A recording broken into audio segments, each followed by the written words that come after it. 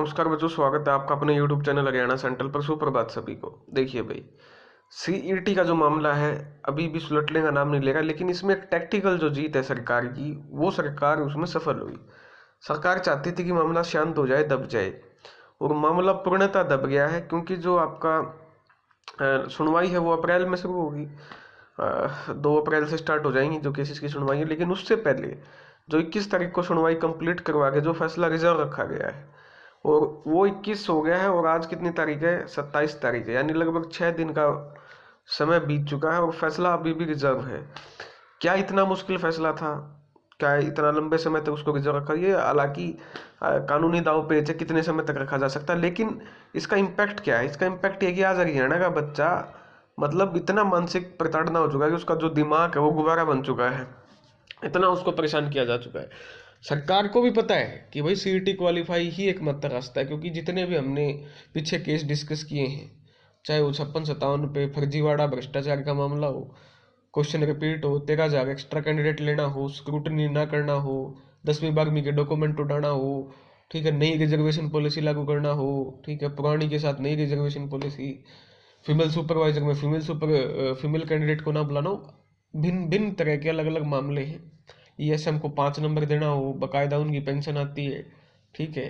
तो काफ़ी सारे ऐसी चीज़ें हैं जो पूरे हरियाणा के बच्चे को पता है। अब इनको बार बार रिपीट करने का तो कोई औचित्य नहीं है।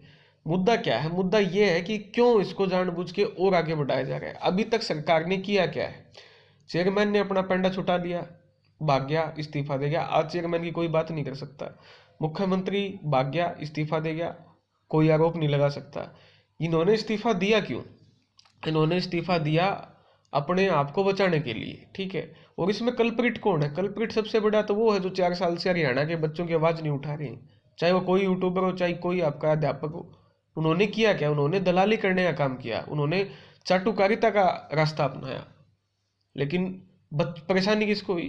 परेशानी हुई बच्चों को। आज भी बच्चे को ये नहीं पता कि उसका भविष्य क्या है। 4 साल से, कमाल की बात है, 4 साढ़े 4 साल, 5 साल पूरे होने को हो जाएंगे, नई भर्ती नहीं निकलेगी आपकी। 5 साल पूरे होने को हो जाएंगे, आपकी नई भर्ती नहीं आ रही है। इससे बड़ी शर्म की बात और क्या हो सकती है? आप खुद इस चीज़ के एक बार अंदाजा लगाइए। खुद इस चीज़ से आप अंदाजा लगा सकते हैं कि 5 साल में कोई भर्ती, और कोई मंशा नहीं है सरकार की। और तो और भाई, कोई मंशा तो हो। अब तो बिल्कुल ही जब से नए मुख्यमंत्री बने हैं 12 मार्च से जब से मुख्यमंत्री साहब ने शपथ ली है, खुद आप हाल देख सकते हो। 12 मार्च के बाद तो बिल्कुल सस्पेंड कर दिया सिस्टम को। एक सोशियो इकोनॉमिक का केस की सुनवाई करवाई, उसका भी मामला रिजर्व रखवाया गया है या रखा गया, जो भी उसका कारण है, ठीक है। अब बच्चे परेशान है कि आगे क्या होगा। आगे किसी को कुछ नहीं पता। आगे सरकार चाहती ही नहीं कुछ हो। पहली बात तो सरकार खुद ही नहीं चाहती कुछ हो। होगा तो तब जब सरकार कुछ चाहे, ठीक है। हम तो माननीय मुख्यमंत्री नयाब सिंह सैनी से कुछ कह सकते, गुजारिश कर सकते कि भाई आप इनको साइडलाइन कीजिए, हर कोई भी फैसला है उसका नतीजा लेके आइए। अब नतीजा लेके आने में इनको डर है कि मामला सुप्रीम कोर्ट जाएगा, ठीक है ना। तो जब आपको पता है आप हार चुके हो, सच्चाई का आपको पता है कि भाई बच्चों को आपको देना पड़ेगा जो उनका हक है, सीईटी क्वालिफाई ही एकमात्र रास्ता है, फिर भी बच्चों को परेशान किया जा रहा है, फिर भी चीज़ों को आगे बढ़ाया जा रहा है। अगर भाई तुमको पेपर नहीं लेना ही तुमको विधानसभा में है, तो डेट दे दो, कम से कम डेट दे दो कि बच्चा पढ़ तो लेगा, अपनी तैयारी कर लेगा एग्जाम्स की। लेकिन इनकी जो बुद्धि है वो और ही दिशा में काम करी है। और इसका भुगतभोगी कौन है? कोई नहीं है इसका भुगतभोगी, सिर्फ एक मात्र इकलौता हरियाणा का बच्चा जो है इसका भुगतभोगी है, ठीक है। तो हम लगातार माननीय मुख्यमंत्री नयाब सिंह सैनी से गुजारिश अपील करते हैं कि जल्द से जल्द जो मौजूदा भर्तियां हैं उनको पूरा किया जाए, सभी बच्चों को, सीईटी क्वालिफाई बच्चों को पेपर में बैठने का मौका दिया जाए और नई भर्तियां निकाली जाए।